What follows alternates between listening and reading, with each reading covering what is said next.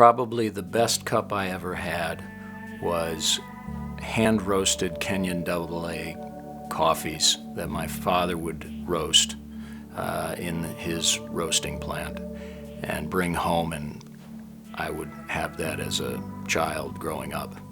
I was spoiled on coffee before I knew that one could be spoiled on coffee. I started learning cupping skills and so forth from my father many years ago, and then it's just something that you practice over time. It's an apprentice trade, so you just have to spend a lot of time at a cupping table with people that know what they're doing, and then over time you build an awareness level. It's something that takes a number of years to learn, because there's so many different things that can happen with coffee, and there's so many different origins to get comfortable with. So I remember asking my father early on when I was considering getting into the business, and I said, "How long does it take to get good at this?" And he said, "Well, if you cup every day for 5 years, you're going to think you know what you're talking about." And then he paused and said, "After about 10 years, you're going to start to know what you're talking about." So that's kind of a concept of how long it takes to, wrap your mind around the product. I like to say I just sit around, drink coffee all day, and they pay me. But basically what you're doing is you're making sure that the product that you're purchasing is a clean, sound, uniform product of the particular origin that goes into all the various blends and single origins that we roast and sell here. Because it's an agricultural commodity, there can be a number of problems that can happen in its life cycle, from being the nut of a cherry that grows on a tree to being wet milled in the wet mill and that process, to the dry mill, to being exported, imported, warehousing and storage.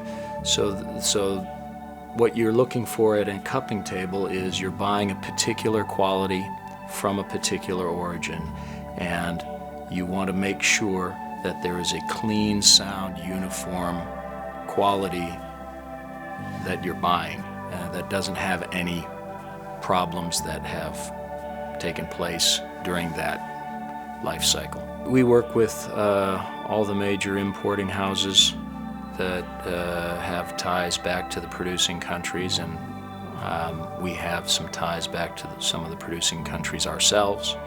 And then we will talk to them about putting on different coffees, if there's availability and what price they're quoting.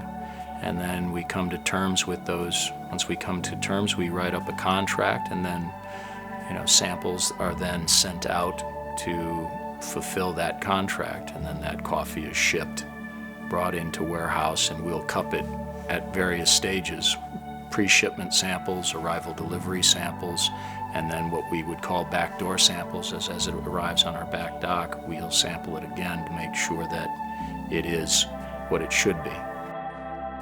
You weigh out the roasted whole bean, you grind each cup separately, so that if one bean is throwing an off characteristic, it will affect only one cup. Where if you were to grind that ahead of time and put your cups together, that could give you a sense of consistency where there is none. So the grind is the same on all the coffees.